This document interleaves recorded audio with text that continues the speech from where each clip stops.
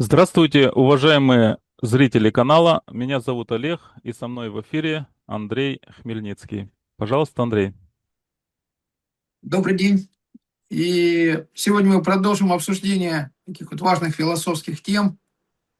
Мы в прошлый раз говорили о понимании, о процессе понимания. Что такое процесс понимания? Напомню, это процесс, который улучшает качество нашего знания или какого-то познавательного процесса. Чем лучше мы понимаем, чем глубже мы понимаем, тем больше мы знаем. Процесс познания вот становится более продуктивным. То есть мы что-то познаем, понимая что-то, познаем гораздо эффективнее, чем когда мы что-то не понимаем. И как раз я сегодня хотел бы сказать несколько слов о том вообще, как вот процесс понимания именно в духовной жизни, как он работает. Потому что, в принципе, механика одинаковая, что в материальном, что в духовном, но есть свои особенности духовного процесса, потому что материальное понимание, оно подчиняется законам материального мира, а духовное понимание или процесс обретения духовного понимания, это подчиняется уже, как говорится, другим законам, законам духовного мира, законам абсолюта. То есть это не подчиняется законам материального такого бытия, где все циклично, все временно и так далее. Поэтому понимание оно у тебя может появиться, оно может у тебя пропасть. А духовное понимание, оно никуда не меняется. То есть оно есть у нас уже всегда абсолютно ясное, полное понимание, глубокое понимание в духовном сознании. Но когда мы погружаемся в материальное сознание, то вот это качество нашего понимания вместе с качеством нашего сознания утрачивается. И когда мы попадаем, скатываемся в самое такое дремучее, темнейшее невежество, то вот эта функция понимания, она полностью блокируется. Мы перестаем понимать и становимся такими недоумевающими. И вот это вот недоумение, вот чувство недоумения, оно порождает в нас страх, вот растерянность, сомнение, вот все признаки того, что мы не в состоянии как бы решать какие-то проблемы, повседневные проблемы. Вот, что мы оторвались от реальности таким вот образом, то есть перестали понимать. Мгм. Смысл вот в чем, что духовному пониманию надо учиться. То есть это процесс такой, и учиться можно только от тех, кто уже этого понимания достиг, такого глубокого духовного понимания, то есть находится на этой ступени, на самой высочайшей ступени. И самые главные две вещи, через что проходит вот этот процесс понимания, через два органа чувств, через слух и через зрение.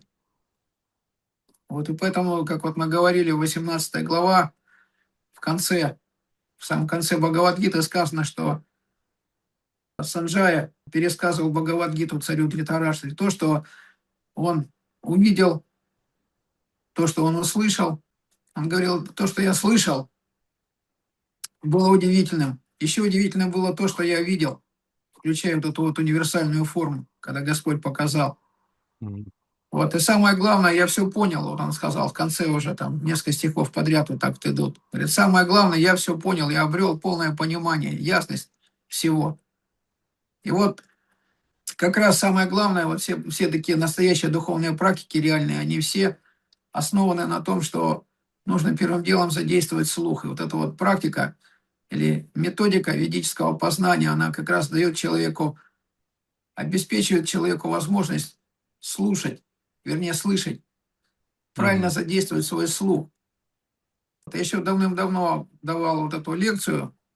В этой лекции я говорил тогда в этом видео, что нужно различать два разных слова. Вот умение слышать и умение слушать, потому что что Да. такое умение слышать? Это физиологический процесс, то есть восприятие на слух как таковое в чистом виде. А слушать это означает, что ты в этот процесс уже подключаешь какие-то другие чувства, эмоции, вот интеллект, ум, то есть в этот процесс уже начинаешь анализировать услышанное. Вот для того, чтобы слушать, нужно сначала услышать. Вот я приводил такой пример, что вот есть радиостанции, и мы когда включаем приемник, мы крутим ручку настройки, И мы хотим услышать какую-то конкретную радиостанцию, вот конкретную. И когда мы ее услышали, то есть у нас установился такой слуховой контакт, после этого мы начинаем слушать. То есть происходит такая как бы аутентификация или проверка подлинности, что да, мы слушаем то, что нам нужно слушать. То есть то, что нам нужно услышать и понять. Вот, проанализировать и понять. Для этого нужно сначала различить, что это, что мы слышим, какой контакт. Но вот эта практика, вот, например, повторение мантр, да, это что такое? Это так называемая слуховая медитация. И здесь как бы тренировка происходит не в том, чтобы вот слушать себя, да, слушать и анализировать, что ты там слушаешь, а вот именно вот эта физиологическая способность слышать, не прерываясь, то есть не отвлекаясь ни на что другое. Потому что таким вот образом мы поддерживаем контакт с объектом познания через слышание, через процесс восприятия на слух. Когда мы используем такой процесс чистого слышания, умение, то есть тренировка умения слышать, не прерываясь, не отвлекаясь ни на что другое, то есть постоянно слуховой контакт поддерживать с объектом, который издает звуки, вот, то тогда устанавливается прямой контакт между душой и Богом. Прямой контакт. Напрямую. И тогда процесс вот этот вот очищения, просветления происходит сам собой и обретение понимания. То есть когда мы в обход вот этим всем материальным нашим засоренным, загрязненным уму, интеллекту, чувствам и все остальное, когда вот мы в обход всему этому научились слышать чистый звук, вот минуя все вот эти вот помехи, вот тогда душа начинает откликаться, потому что это ее родной звук, она его узнает. Вот, но когда мы туда свои какие-то помехи включаем, свои собственные вот эти вот мысли, понимание свое, то тогда, естественно, все это намного всего усложняется, замедляется процесс. И фактически он не является, потому что мы своим умом ставим блокировки такие. Особенно, как я говорил вначале, что если ум этот находится под воздействием вот этого модуса невежества, он такой качественный режим, то тогда происходит блокировка. И чем глубже мы вот в это невежество погружаемся, скатываемся в него, тем вот эта блокировка становится такой непреодолимой. То есть мы перестаем понимать. И вот и в Мгм. результате прекращения понимания вот происходит масса проблем. И вот как раз обратный процесс или самореализация, она в чем заключается? Что ты научился слышать, поддерживать слуховой контакт непрерывно, души и Бога, да, напрямую, без всяких посредников, без посредничества ума, чувств и всего остального.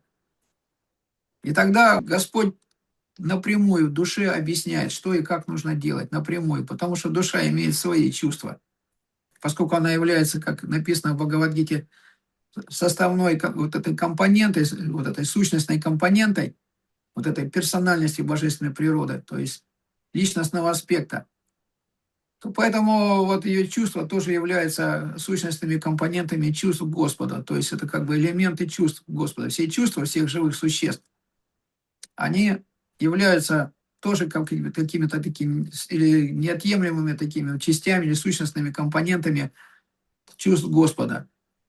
То есть полноценность его чувств, она обеспечивается вот этими всеми. Поэтому он все видит, все знает, все слышит, вот, и все Мгм. остальное. И, Интересно. и кроме того, его чувства, они всемогущие. Вот, но оно не совсем точно как бы отражает всемогущие, там, вот что это означает. В принципе, это вот есть такое слово «омнипотентный», многопотенциальный. То есть означает, что чувство может выполнять, одно чувство выполнять работу всех остальных чувств. Вот так. Особенно у Господа. У нас, к сожалению, вот особенно даже у материального тела нет. Так не получается. И вот я еще раз повторюсь, что вот этот вот процесс, он такой трансцендентальный. То есть ты вот в первую очередь должен научиться услышать вот этот трансцендентальный звук, что отличить его от материального звука, убедиться в его подлинности. И только душа чистая душа, духовная сущность, как говорится, духовная частица духа, может услышать этот дух, да, вот эту вот трансцендентальную вибрацию. Самое главное, вот это вот развить в себе желание услышать. То есть потихоньку избавиться от неведения. Вот если ты в невежество скатился, тогда тебе только специалист, мастер может помочь. Как говорится там, выше Панишат, Бхагавадгите, прогнать прочь это невежество. Мгм. Вот не просто избавиться от него, а прогнать прочь, чтобы оно никогда больше не приходило к тебе, не появлялось у тебя, не проявлялось. То есть слух, восприятие, умение слышать является ключевым в духовной практике. И Мгм. вот есть термин такой еще самореализация. Это не какое-то там самоосознание. Это правильно, это называется реализоваться, то есть ты как бы практически, путем практического какого-то действия, какого-то практического опыта обретаешь понимание или какое-то прозрение, просветление в отношении своего реального «я». Поэтому и называется самореализация. То есть ты свое вот это вот полное понимание, как мы сначала говорили, да, то есть восстанавливаешь полное понимание благодаря вот этой вот деятельности. И таким вот образом, когда у тебя появился прямой контакт души и Бога, ты можешь напрямую получать от него инструкцию, напрямую. Тогда ты в постоянном контакте находишься. Ну вот я приводил такой пример, что, опять-таки, пример из моей прошлой жизни. Вот это поиск, например, подводной лодки под водой. Там неизвестно, где она там находится, в гущах там океана. И что сначала включается вот пассивный приемник, Мгм. и слушаются все вот эти вот звуки там и так далее. И вот этот опытный акустик должен уметь отличить, да, что он, кого он слышит. Опытный именно, Мгм. натренированный хорошо. Своими ушами он может только как личность отличить Мгм. Что там? объект. Какая-то гора внизу или подводная лодка, правильно? Это Не только гора, нет, гора, она не будет двигатель. шуметь. Допустим, различные суда, там, различные там, ну, допустим, существуют какие-то приемы, например, уклонения там, да, ухода от слежки. М. То есть, например, подводная лодка встает под днище там какого-нибудь там гражданского судна, и таким вот образом она проходит через все вот эти вот там, Мгм. включает такой минимальный ход такой, и таким вот образом Мгм. Ну, она таким вот образом, сливается да, с да, этим да. судном, Потом которое существует еще наверху над масса ним других идет. приемов, потому что разные слои моря вот этого океана, они по-разному прогреты тоже, и поэтому где вот происходит этот температурный скачок, например, более теплая или более холодная, да, вот вода, и там вот этот вот звук, как от зеркала, отражается. Вот если лодка находится под этим слоем, то есть вот все ее шумы, они отражаются и на поверхность не всплывают, где корабль, да. И наоборот, Мгм. когда ты посылаешь уже в активном режиме, там, тоже не можешь ее поймать. Так вот эти все тонкости надо хорошо знать, понимать, отличить. Иногда бывает так, что там киты начинают между собой разговаривать, или дельфины. Это очень хорошо слышно там, и тоже как бы они иногда похожи на звуки какого-то идущего судна, на шумы какие-то. Мгм. Какие-то существуют процессы тоже как бы так не до конца объяснимые, которые это называют квакеры. Поэтому опытный акустик, он может различить это все, да. Ясно. Аутентичность или вот эту Да. подлинность этого звука, что вот ты нашел именно то, что тебе требуется найти.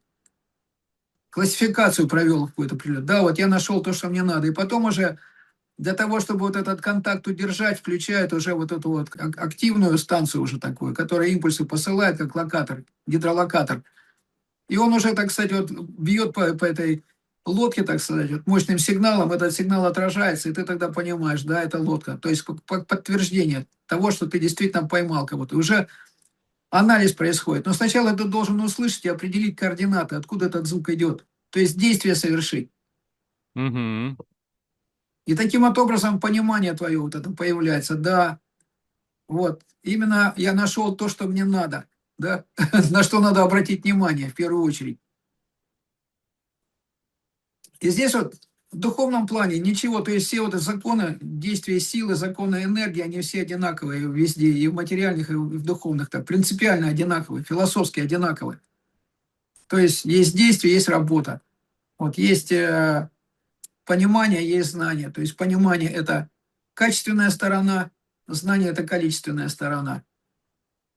Вот так. И процесс самореализации как раз он является восстановление, восполнение своего понимания до высочайшего уровня, то есть чтобы ты все ясно, четко понимал. Как говорится, когда тебе все ясно, ты тогда полностью просветлен. Вот так вот. И тебе гораздо проще воспринимать вот эти все инструкции, которые напрямую от Бога идут к душе. Мгм. Вот это является основой, очень важной основой. Ясно. Спасибо большое. Ну все, на этом мы закончим. И всего хорошего. До свидания. До свидания.